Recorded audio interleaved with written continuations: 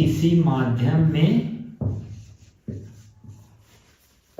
Coulomb बल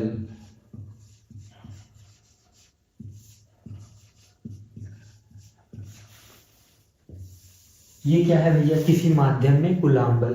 देखो, जब हम मान लो दो बिंदु आवेश किसी और माध्यम में है तो वहां पे हम कूलाम बल को कैसे कैलकुलेट करेंगे उसको हम देखते हैं यहाँ पे। ठीक है, देखो कूलाम के नियम का जो सिंपल फार्मूला है, यह निर्वात में या हवा में, दोनों के लिए ये सेम होता है। F इक्वल टू क्या होता है?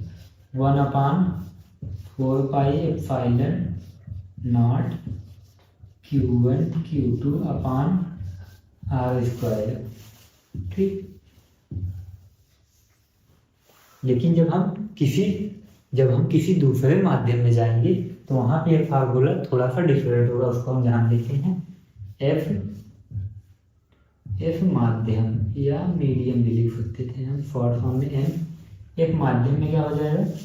यहाँ पे देखो एप्सिलॉन नॉट है, ये निर्वात की विद्युतशीलता है। देखो निर्वात के लिए और हवा के लिए, दोनों के लिए एप्सिलॉन नॉट यूज होता है। लेकिन जब हम किसी दूसरे माध्यम में बल निकालेंगे तो वहां पे क्या हो जाएगा? 1/4π एप्सिलॉन नॉट नहीं होगा, यहाँ पे क्या हो जाएगा? एप्सिलॉन एम, यानी माध्यम की विद्युतशीलता है, और ये सेम रहेगा Q1 Q2 अपान R²। ठीक, अभी हमने कुछ टाइम पहले पढ़ा था एप्सिलॉन एम इक्वल टू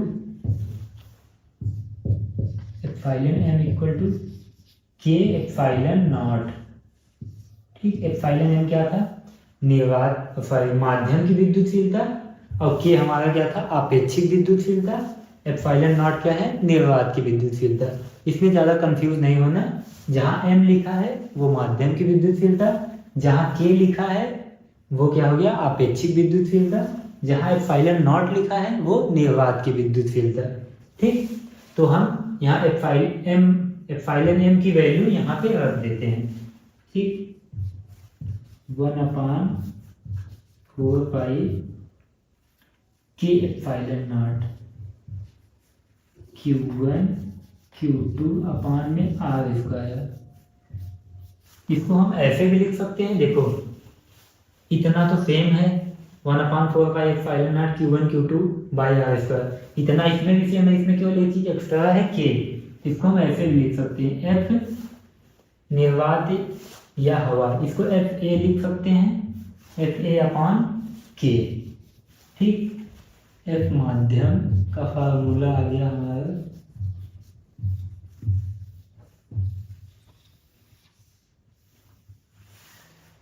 ठीक, इतना आप लोग नोट कर लीजिए। अभी इस पे हम 2024 में ही आया हुआ एक क्वेश्चन सॉल्व करते हैं, तब तक इतना नोट कर लीजिए, फिर आगे चलते हैं।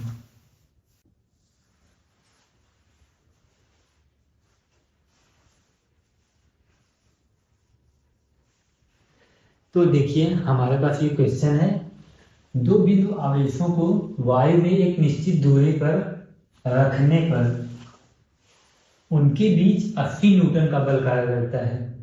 दो बिंदु आवेश हैं, उनको वायु में एक निश्चित दूरी पर रखा गया है तो उनके बीच 80 न्यूटन का बल लग रहा है। ठीक, जब इन्हीं आवेशों को परावैद्युत माध्यम में इतनी ही दूरी पर रखा जाता है, फिर हमने इन्हीं आवेशों को इतनी ही दूरी पर एक दूसरे माध्यम में ले गए तो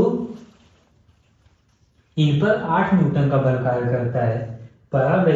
माध्यम का परावैद्युतांक क्या होगा? परावैद्युतांक या आपेक्षिक विद्युतशीलता एक ही चीज होती है, मैंने आपको पहले भी बताया है। तो इसीलिए हमने अभी पिछला फार्मूला पढ़ा था कि जब हम किसी दूसरे माध्यम में जाएंगे तो वहां पे बल का फार्मूला अलग होता है। ठीक, तो अब हम देखते हैं, जैसा अभी मैंने बताया था कि फिजिक्स में न्यूमेरिकल सॉल्व करने का सिंपल तरीका है, हम देख लेंगे क्या क्या दिया है और क्या पूछ रहा है। तो दिया क्या है? 80 न्यूटन का बल वायु में जब है तो FA क्या है? 80 न्यूटन। और क्या दिया है? यहाँ पे 8 न्यूटन दिया है परावैद्युत माध्यम में। F मीडियम कितना दिया है? 8 न्यूटन। ये सिंपल सी बात है, इसमें ज़्यादा परेशान नहीं होना, बस दो चीज़ें दी है, दोनों लिख लिए। अब हमसे पूछा क्या है, परावैद्युतांक। परावैद्युतांक या आपेक्षिक विद्युतशीलता, ये दोनों एक ही चीज होती है, कंफ्यूज नहीं होना है। ठीक, आपेक्षिक विद्युतशीलता, ये क्या करना है, ज्ञात करना है। ठीक, अभी हमने फार्मूला क्या पढ़ा था, एफ एम यानी एफ मीडियन, क्या पढ़ा था, एफ ए यानी निर्वात में या हवा में बल बटे के। ठीक, तो एफ मीडियम में कितना दिया है, 8 न्यूटन, यानी जब हम परावैद्युत माध्यम में ले गए उन दोनों आवेशों को तो बल कितना आया था, 8 न्यूटन। और जब हवा में थे दोनों आवेश तब बल कितना था, 80 न्यूटन।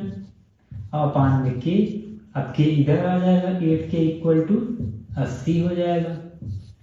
के इक्वल टू कितना हो जाएगा, 80 बटे 8, यानी के की वैल्यू कितना आ जाएगी, 10।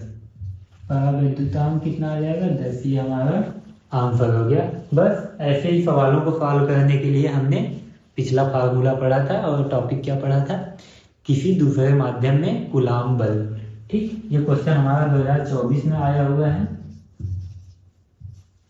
ठीक, तो इसको आप नोट कर सकते हैं या इस